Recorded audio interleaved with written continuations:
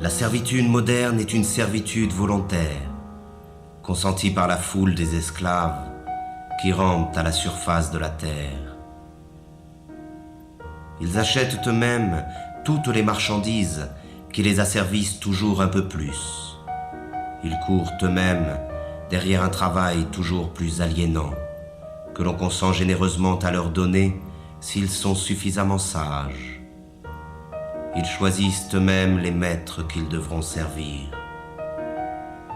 Pour que cette tragédie mêlée d'absurdité ait pu se mettre en place, il a fallu tout d'abord ôter aux membres de cette classe toute conscience de son exploitation et de son aliénation. Voilà bien l'étrange modernité de notre époque. Contrairement aux esclaves de l'Antiquité, aux serfs du Moyen-Âge ou aux ouvriers des premières révolutions industrielles, nous sommes aujourd'hui devant une classe totalement asservie, mais qui ne le sait pas, ou plutôt, qui ne veut pas le savoir. Ils ignorent par conséquent la révolte, qui devrait être la seule réaction légitime des exploités. Ils acceptent sans discuter la vie pitoyable que l'on a construite pour eux. Le renoncement et la résignation sont la source de leur malheur. Voilà le mauvais rêve des esclaves modernes, qui n'aspirent finalement qu'à se laisser aller dans la danse macabre du système de l'aliénation.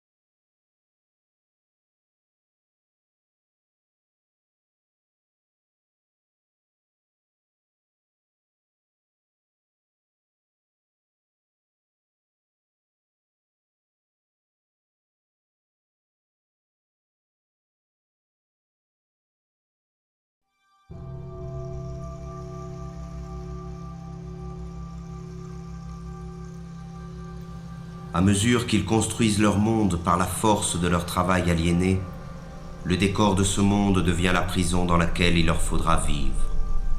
Un monde sordide, sans saveur ni odeur, qui porte en lui la misère du mode de production dominant. Ce décor est en perpétuelle construction. Rien n'y est stable. La réflexion permanente de l'espace qui nous entoure trouve sa justification dans l'amnésie généralisée et l'insécurité dans lesquelles doivent vivre ses habitants. Il s'agit de tout refaire à l'image du système. Le monde devient tous les jours un peu plus sale et bruyant, comme une usine. Chaque parcelle de ce monde est la propriété d'un État ou d'un particulier. Ce vol social, qu'est l'appropriation exclusive du sol, se trouve matérialisé dans l'omniprésence des murs, des barreaux, des clôtures, des barrières et des frontières. Ils sont la trace visible de cette séparation qui envahit tout. Mais parallèlement, l'unification de l'espace selon les intérêts de la culture marchande est le grand objectif de notre triste époque. Le monde doit devenir une immense autoroute, rationalisée à l'extrême, pour faciliter le transport des marchandises. Tout obstacle, naturel ou humain, doit être détruit. L'habitat dans lequel s'entasse cette masse servile est à l'image de leur vie. Il ressemble à des cages, à des prisons, à des cavernes. Mais contrairement aux esclaves ou aux prisonniers, l'exploité des temps modernes doit payer sa cage.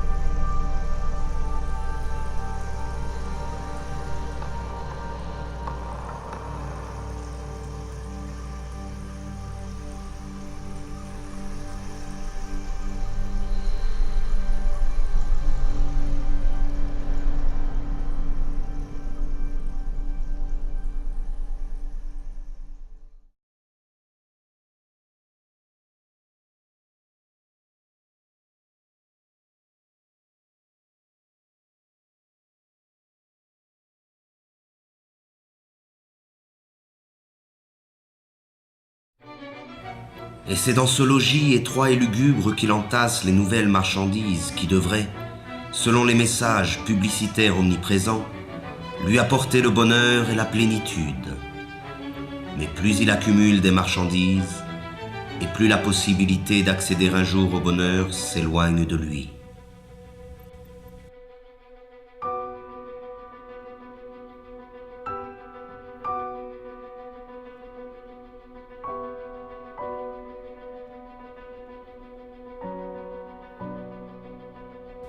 La marchandise, idéologique par essence, dépossède de son travail celui qui la produit et dépossède de sa vie celui qui la consomme.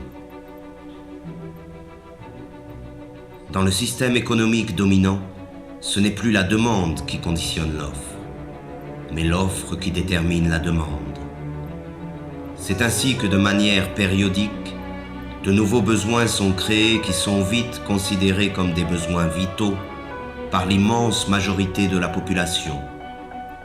Ce fut d'abord la radio, puis la voiture, la télévision, l'ordinateur et maintenant le téléphone portable. Toutes ces marchandises, distribuées massivement en un laps de temps très limité, modifient en profondeur les relations humaines. Elles servent d'une part à isoler les hommes un peu plus de leurs semblables et d'autre part à diffuser les messages dominants du système. Les choses qu'on possède finissent par nous posséder.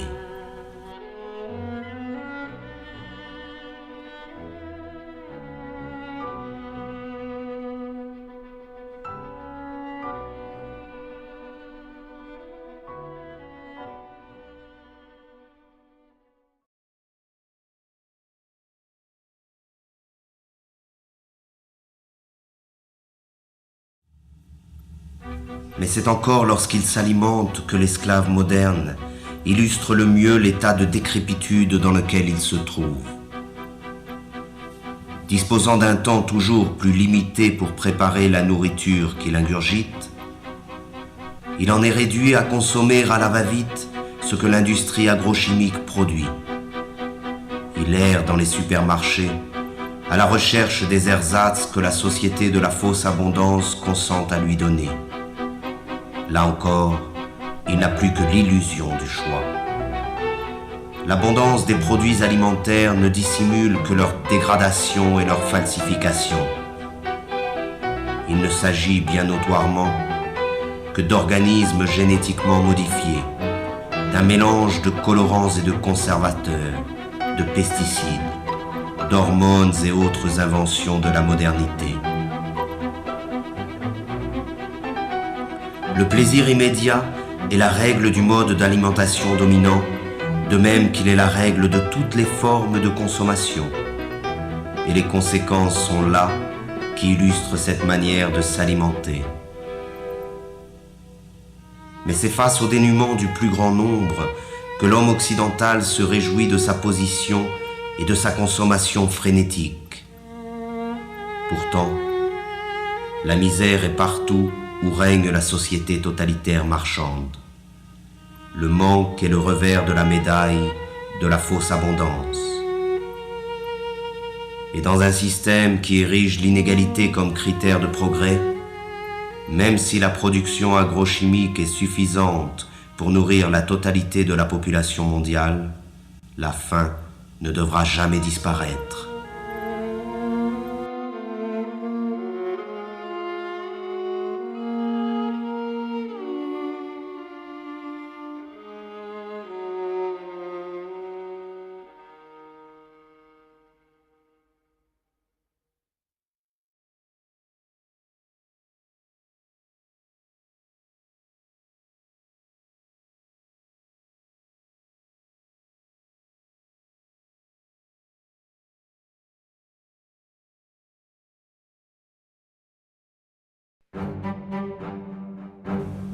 L'autre conséquence de la fausse abondance alimentaire est la généralisation des usines concentrationnaires et l'extermination massive et barbare des espèces qui servent à nourrir les esclaves. Là se trouve l'essence même du mode de production dominant. La vie et l'humanité ne résistent pas face au désir de profit de quelques-uns.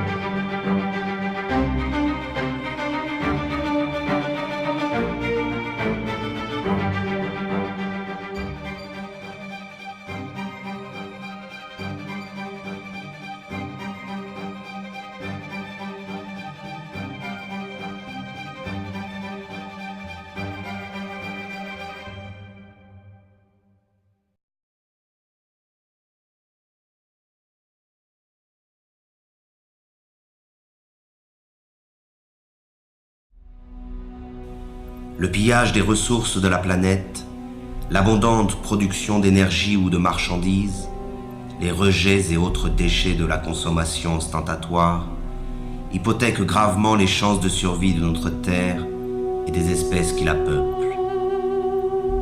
Mais pour laisser libre cours au capitalisme sauvage, la croissance ne doit jamais s'arrêter. Il faut produire, produire et reproduire encore.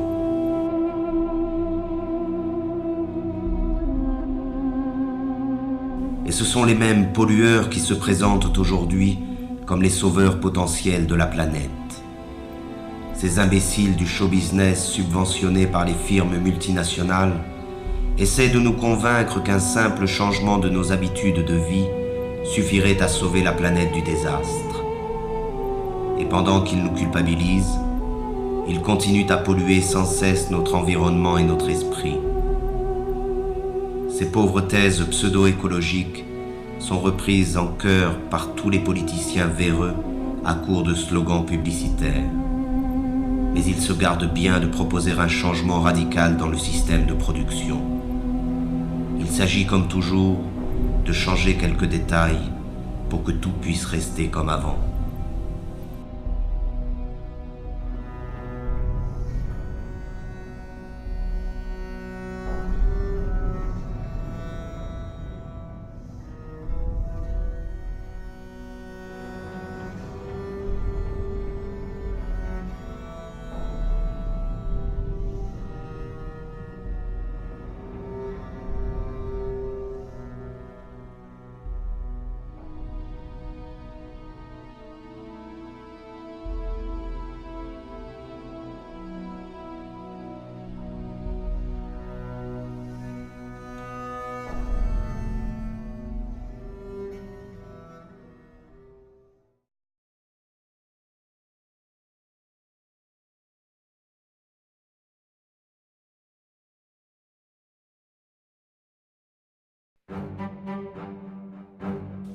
Mais pour rentrer dans la ronde de la consommation frénétique, il faut de l'argent.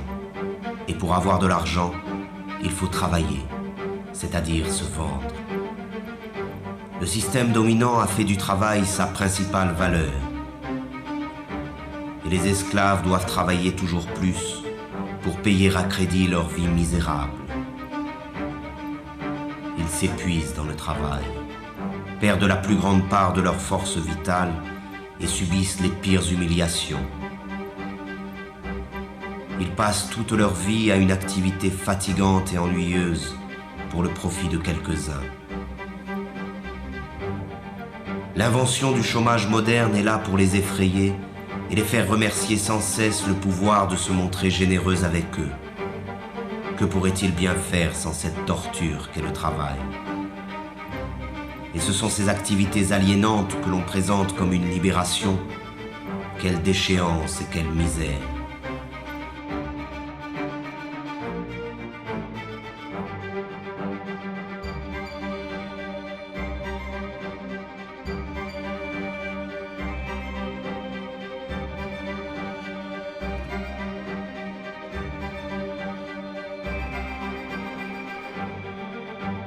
Toujours pressés par le chronomètre ou par le fouet, chaque geste des esclaves est calculé afin d'augmenter la productivité. L'organisation scientifique du travail constitue l'essence même de la dépossession des travailleurs, à la fois du fruit de leur travail, mais aussi du temps qu'ils passent à la production automatique des marchandises ou des services.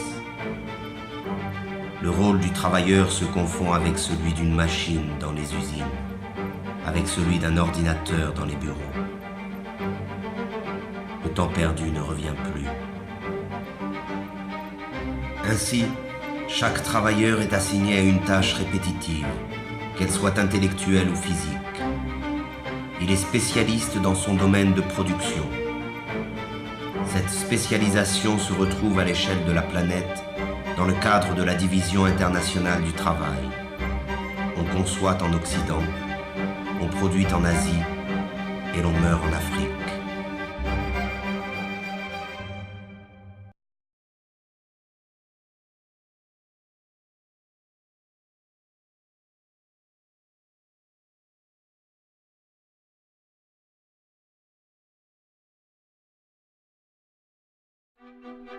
L'esclave moderne aurait pu se contenter de sa servitude au travail. Mais à mesure que le système de production colonise tous les secteurs de la vie, le dominé perd son temps dans les loisirs, les divertissements et les vacances organisées.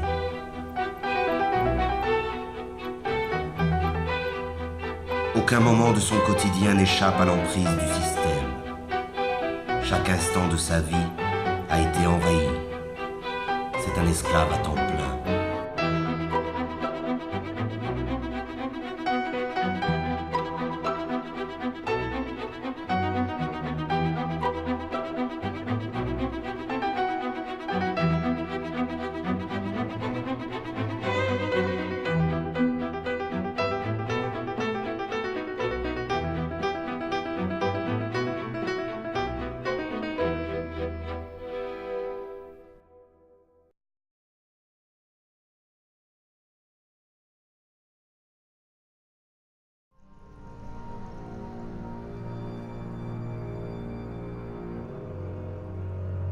La dégradation généralisée de son environnement, de l'air qu'il respire et de la nourriture qu'il consomme, le stress de ses conditions de travail et de l'ensemble de sa vie sociale sont à l'origine des nouvelles maladies de l'esclave moderne.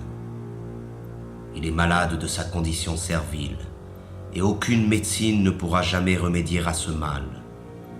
Seule la libération la plus complète de la condition dans laquelle il se trouve enfermé peut permettre à l'esclave moderne de se libérer de ses souffrances.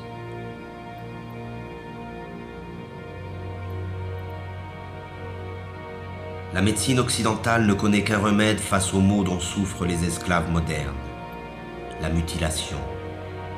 C'est à base de chirurgie, d'antibiotiques ou de chimiothérapie que l'on traite les patients de la médecine marchande. On s'attaque aux conséquences du mal sans jamais en chercher la cause. Cela se comprend autant que cela s'explique. Cette recherche nous conduirait inévitablement vers une condamnation sans appel de l'organisation sociale dans son ensemble.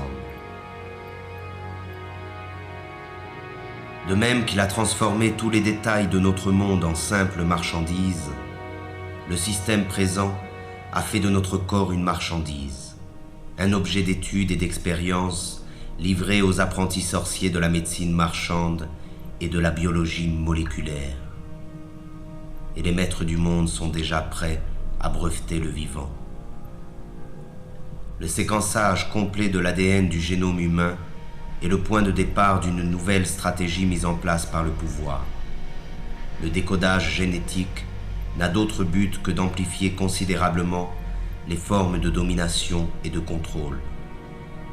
Notre corps, lui aussi, après tant d'autres choses, nous a échappé.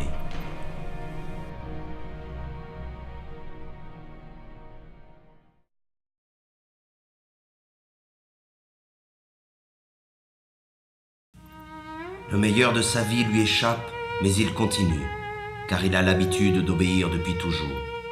L'obéissance est devenue sa seconde nature. Il obéit sans savoir pourquoi, simplement parce qu'il sait qu'il doit obéir. Obéir, produire et consommer, voilà le triptyque qui domine sa vie.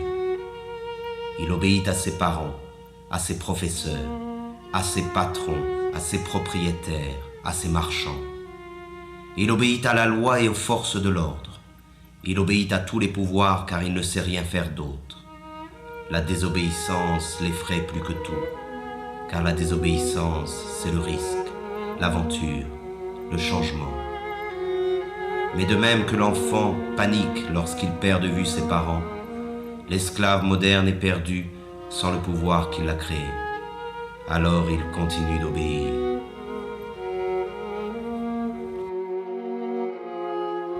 C'est la peur qui a fait de nous des esclaves et qui nous maintient dans cette condition. Nous nous courbons devant les maîtres du monde et leur police. Nous acceptons cette vie d'humiliation et de misère par crainte. Nous disposons pourtant de la force du nombre face à cette minorité qui gouverne. Leur force à eux, ils ne la retirent pas de leur police, mais bien de notre consentement. Nous justifions notre lâcheté devant l'affrontement légitime contre les forces qui nous oppriment par un discours plein d'humanisme moralisateur. Le refus de la violence révolutionnaire est ancré dans les esprits de ceux qui s'opposent au système au nom des valeurs que ce système nous a lui-même enseignées. Mais le pouvoir, lui, n'hésite jamais à utiliser la violence quand il s'agit de conserver son hégémonie.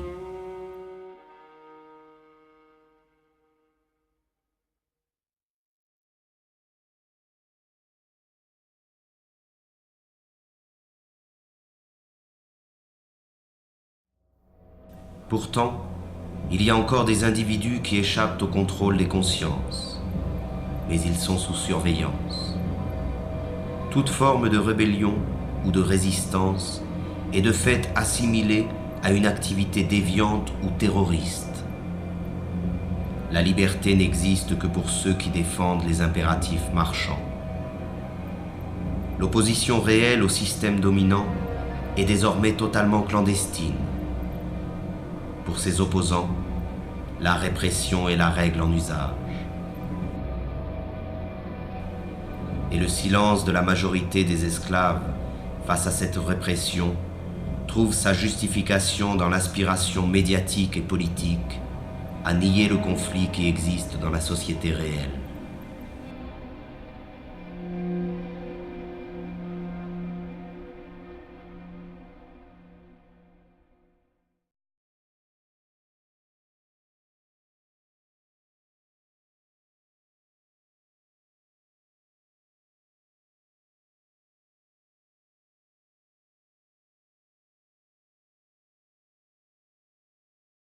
Comme tous les êtres opprimés de l'histoire, l'esclave moderne a besoin de sa mystique et de son Dieu pour anesthésier le mal qui le tourmente et la souffrance qui l'accable. Mais ce nouveau Dieu, auquel il a livré son âme, n'est rien d'autre que le néant, un bout de papier, un numéro qui n'a de sens que parce que tout le monde a décidé de lui en donner. C'est pour ce nouveau Dieu qu'il étudie, qu'il travaille, qu'il se bat et qu'il se vend. C'est pour ce nouveau Dieu qu'il a abandonné toute valeur et qu'il est prêt à faire n'importe quoi. Il croit qu'en possédant beaucoup d'argent, il se libérera des contraintes dans lesquelles il se trouve enfermé, comme si la possession allait de pair avec la liberté. La libération est une ascèse qui provient de la maîtrise de soi. Elle est un désir et une volonté en acte. Elle est dans l'être et non dans l'avoir. Mais encore faut-il être résolu à ne plus servir, à ne plus obéir. Encore faut-il être capable de rompre avec une habitude que personne, semble-t-il, n'ose remettre en cause.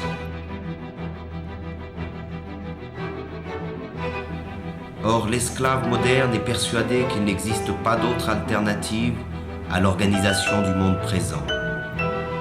Il s'est résigné à cette vie car il pense qu'il ne peut y en avoir d'autre. Et c'est bien là que se trouve la force de la domination présente. Entretenir l'illusion que ce système, qui a colonisé toute la surface de la Terre, est la fin de l'histoire. Il a fait croire à la classe dominée que s'adapter à son idéologie revient à s'adapter au monde tel qu'il est et tel qu'il a toujours été. Rêver d'un autre monde est devenu un crime, condamné unanimement par tous les médias et tous les pouvoirs. Le criminel est en réalité celui qui contribue, consciemment ou non, à la démence de l'organisation sociale dominante. Il n'est pas de folie plus grande que celle du système présent.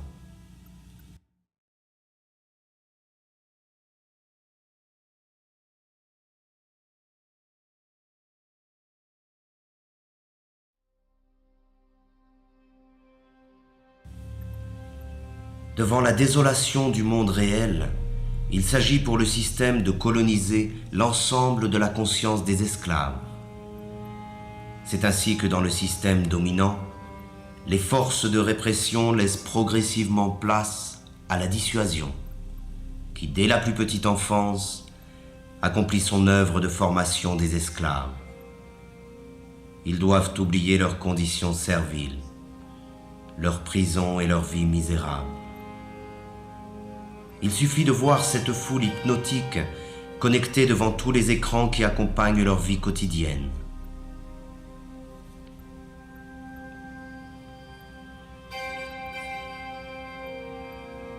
Ils trompent leur insatisfaction permanente dans le reflet manipulé d'une vie rêvée, faite d'argent, de gloire et d'aventure.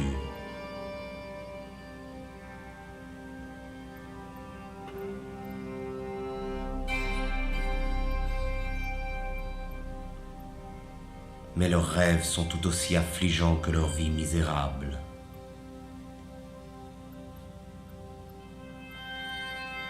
Il existe des images pour tous et partout.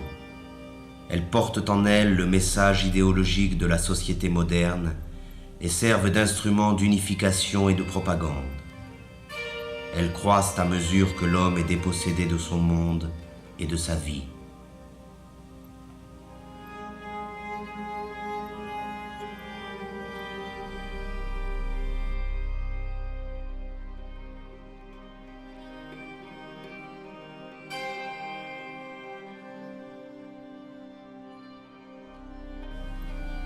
C'est l'enfant qui est la cible première de ces images, car il s'agit d'étouffer la liberté dans son berceau.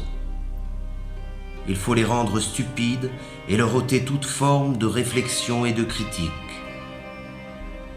Tout cela se fait bien entendu avec la complicité déconcertante de leurs parents, qui ne cherchent même plus à résister face à la force de frappe cumulée de tous les moyens modernes de communication.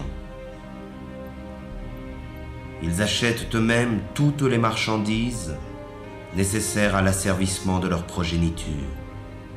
Ils se dépossèdent de l'éducation de leurs enfants et la livrent en bloc au système de l'abrutissement et de la médiocrité. Il y a des images pour tous les âges et pour toutes les classes sociales. Et les esclaves modernes confondent ces images avec la culture et parfois même avec l'art. On fait appel aux instincts les plus sordides pour écouler les stocks de marchandises.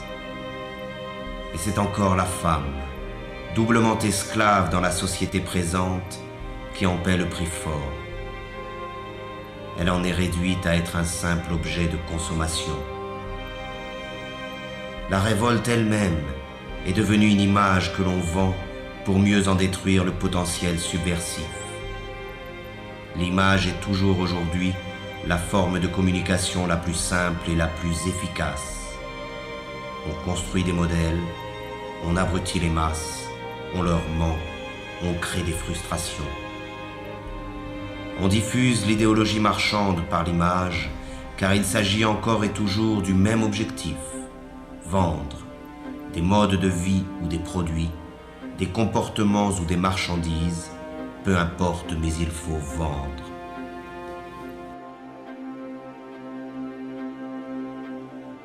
Ces pauvres hommes se divertissent, mais ce divertissement n'est là que pour faire diversion face au véritable mal qui les accable. Ils ont laissé faire de leur vie n'importe quoi et ils feignent d'en être fiers. Ils essaient de montrer leur satisfaction, mais personne n'est dupe. Ils n'arrivent même plus à se tromper eux-mêmes lorsqu'ils se retrouvent face au reflet glacé du miroir.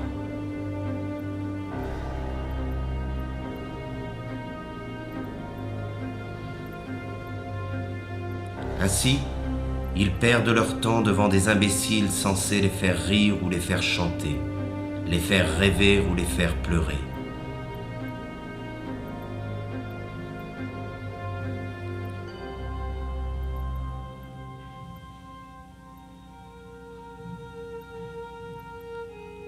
On mime à travers le sport médiatique les succès et les échecs, les forces et les victoires que les esclaves modernes ont cessé de vivre dans leur propre quotidien.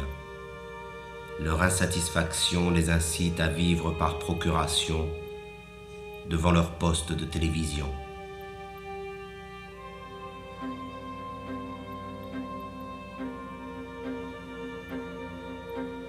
Tandis que les empereurs de la Rome antique achetaient la soumission du peuple avec du pain et les jeux du cirque, aujourd'hui c'est avec les divertissements et la consommation du vide que l'on achète le silence des esclaves.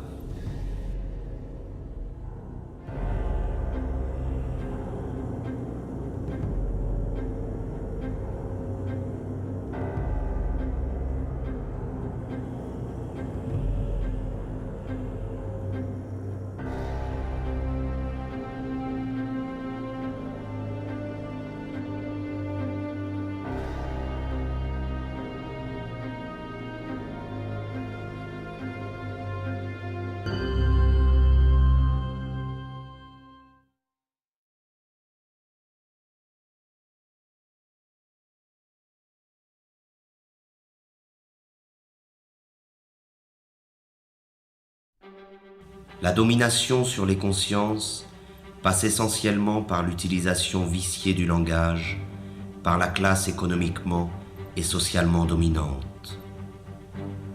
Étant détenteur de l'ensemble des moyens de communication, le pouvoir diffuse l'idéologie marchande par la définition figée, partielle et partiale qu'il donne des mots. Les mots sont présentés comme neutres et leur définition comme allant de soi. Mais sous le contrôle du pouvoir, le langage désigne toujours autre chose que la vie réelle. C'est avant tout un langage de la résignation et de l'impuissance, le langage de l'acceptation passive des choses telles qu'elles sont et telles qu'elles doivent demeurer. Les mots travaillent pour le compte de l'organisation dominante de la vie. Et le fait même d'utiliser le langage du pouvoir nous condamne à l'impuissance. Le problème du langage est au centre du combat pour l'émancipation humaine. Il n'est pas une forme de domination qui se surajoute aux autres. Il est le cœur même du projet d'asservissement du système totalitaire marchand. C'est par la réappropriation du langage, et donc de la communication réelle entre les personnes, que la possibilité d'un changement radical émerge de nouveau. C'est en cela que le projet révolutionnaire rejoint le projet poétique. Dans l'effervescence populaire, la parole est prise et réinventée par des groupes étendus. La spontanéité créatrice s'empare de chacun et nous rassemble tous.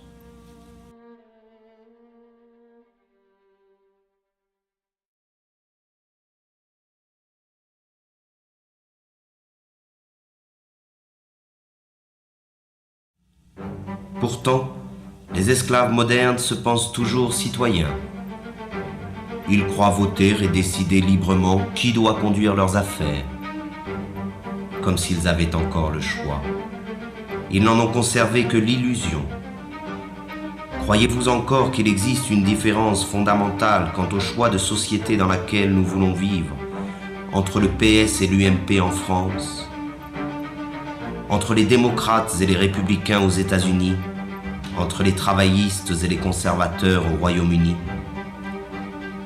Il n'existe pas d'opposition car les partis politiques dominants sont d'accord sur l'essentiel, qui est la conservation de la présente société marchande. Il n'existe pas de parti politique susceptible d'accéder au pouvoir qui remettent en cause le dogme du marché. Et ce sont ces partis qui, avec la complicité médiatique, monopolisent l'apparence. Ils se chamaillent sur des points de détail pourvu que tout reste en place. Ils se disputent pour savoir qui occupera les places que leur offre le parlementarisme marchand. Ces pauvres chamailleries sont relayées par tous les médias dans le but d'occulter un véritable débat sur le choix de société dans laquelle nous souhaitons vivre. L'apparence et la futilité dominent sur la profondeur de l'affrontement des idées. Tout cela ne ressemble en rien, de près ou de loin, à une démocratie. La démocratie réelle se définit d'abord et avant tout par la participation massive des citoyens à la gestion des affaires de la cité. Elle est directe et participative. Elle trouve son expression la plus authentique dans l'assemblée populaire et le dialogue permanent sur l'organisation de la vie en commun. La forme représentative et parlementaire, qui usurpe le nom de démocratie, limite le pouvoir des citoyens au simple droit de vote, c'est-à-dire au néant, tant il est vrai que le choix entre gris clair et gris foncé n'est pas un choix véritable. Les sièges parlementaires sont occupés dans leur immense majorité par la classe économiquement dominante, qu'elle soit de droite ou de la prétendue gauche social-démocrate. Le pouvoir n'est pas à conquérir, il est à détruire. Il est tyrannique par nature, qu'il soit exercé par un roi, un dictateur ou un président élu. La seule différence dans le cas de la démocratie parlementaire, c'est que les esclaves ont l'illusion de choisir eux-mêmes le maître qu'ils devront servir. Le vote a fait d'eux les complices de la tyrannie qui les opprime. Ils ne sont pas esclaves parce qu'il existe des maîtres, mais il existe des maîtres parce qu'ils ont choisi de demeurer esclaves.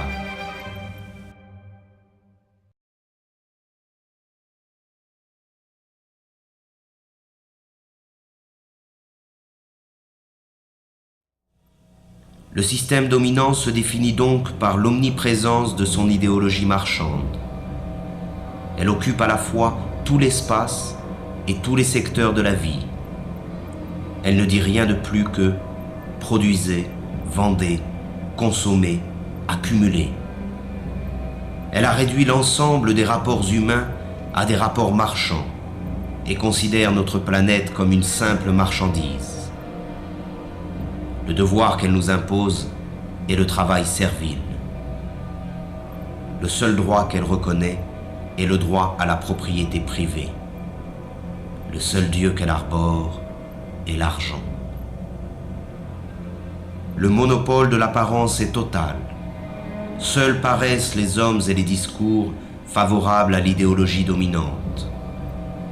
La critique de ce monde est noyée dans le flot médiatique qui détermine ce qui est bien et ce qui est mal, ce que l'on peut voir et ce que l'on ne peut pas voir. Omniprésence de l'idéologie, culte de l'argent, monopole de l'apparence, parti unique sous couvert du pluralisme parlementaire, absence d'une opposition visible, répression sous toutes ses formes, volonté de transformer l'homme et le monde. Voilà le visage réel du totalitarisme moderne, que l'on appelle démocratie libérale, mais qu'il faut maintenant appeler par son nom véritable, le système totalitaire marchand. L'homme, la société et l'ensemble de notre planète sont au service de cette idéologie. Le système totalitaire marchand a donc réalisé ce qu'aucun totalitarisme n'avait pu faire avant lui: unifier le monde à son image. Aujourd'hui, il n'y a plus d'exil possible.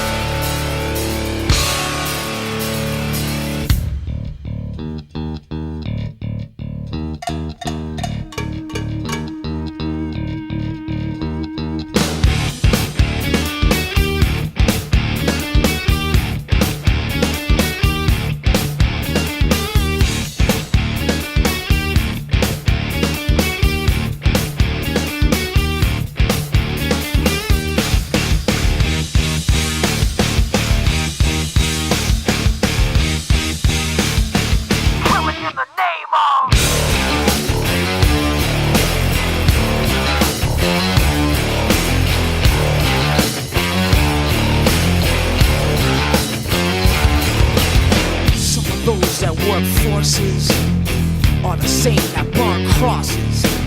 Some of those that work forces are the same that burn crosses. Some of those that work forces are the same that burn crosses. Some of those that work forces are the same that burn crosses.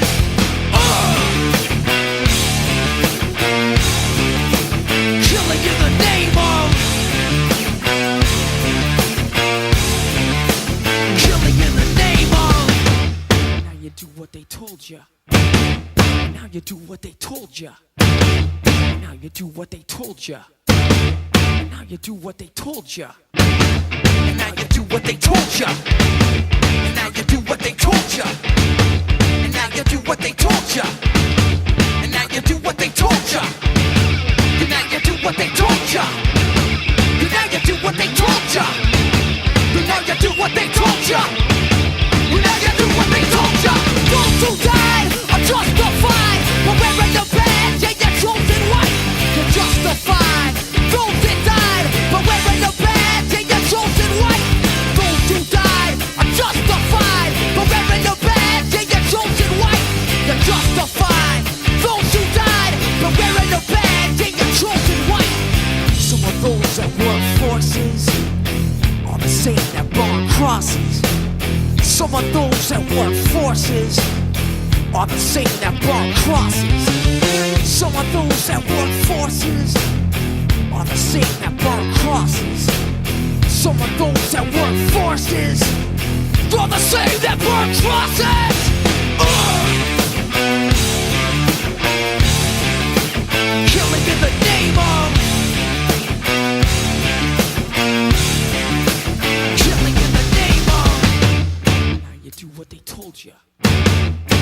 you do what they told you.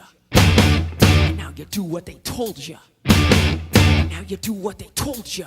And now you do what they told you. Now you're under control. And now you do what they told you. Now you're under control. And now you do what they told you. Now you're under control. And now you do what they told you. Now you're under control. And now you do what they told you. Now you're under control. And now you do what they told you. Now you're under control. And now you do what they told you. Now you're under control. And now you do what they told you. Those who died are justified for wearing the badge. They get chosen white. You're justified. Those that died for wearing the badge. They get chosen white. Justified. Those that died for wearing the badge. They get chosen white. Come on.